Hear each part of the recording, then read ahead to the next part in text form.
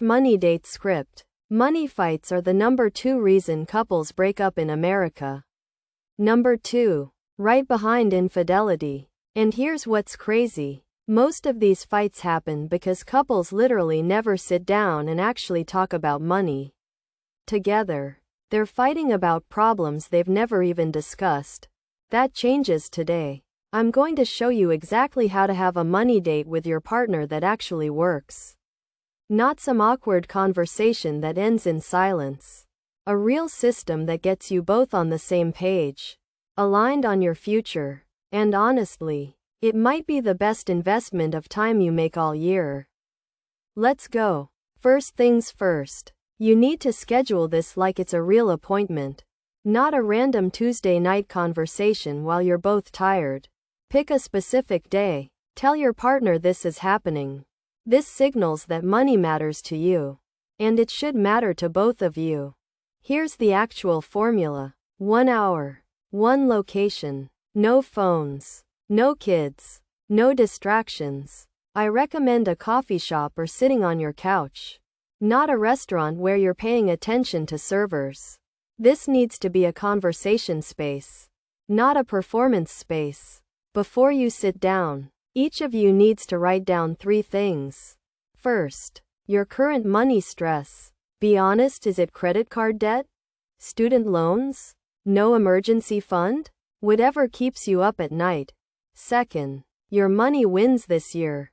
Did you save $500? Hit a savings goal? Got a promotion? Celebrate it. Third, 1 money goal for next year. Just 1. Your partner does the same thing independently. Why does this matter? Because you're both showing up with your real thoughts instead of just reacting to each other. You're building a foundation of truth. Here's the actual conversation flow. Start with wins. Literally begin by celebrating. Hey, I'm proud that we paid off that credit card. Sounds simple, but it creates momentum and reminds you why you're doing this. You're a team. Then move to the stress.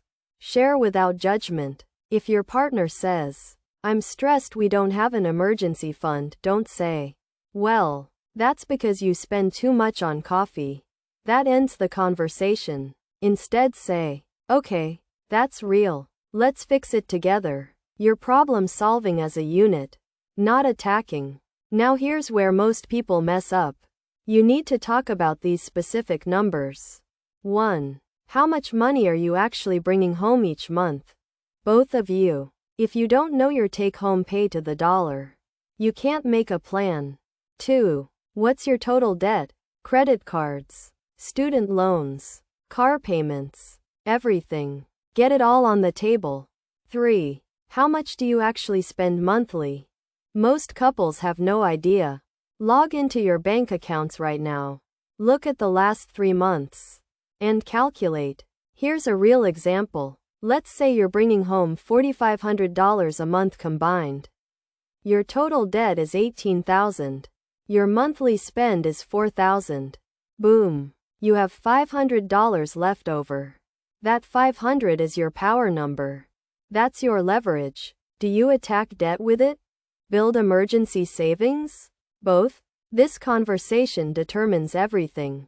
Then talk about your financial accounts. Do you have a joint checking account? Separate accounts? How are you splitting bills? This isn't romantic, but it's real. A lot of couples never agree on this. Maybe one person wants separate accounts for independence. The other wants joint everything for transparency. Figure it out now, not when you're fighting about a surprise charge on a credit card. Finally, talk about your 1 money goal for next year. If one person says, "I want to save $10,000 for a house down payment," and the other says, "I want to travel," you need to know that. You need to find alignment or at least understanding. Maybe you save $7,000 for the house and travel on a budget. Maybe you do 6 months of travel planning and 6 months of saving.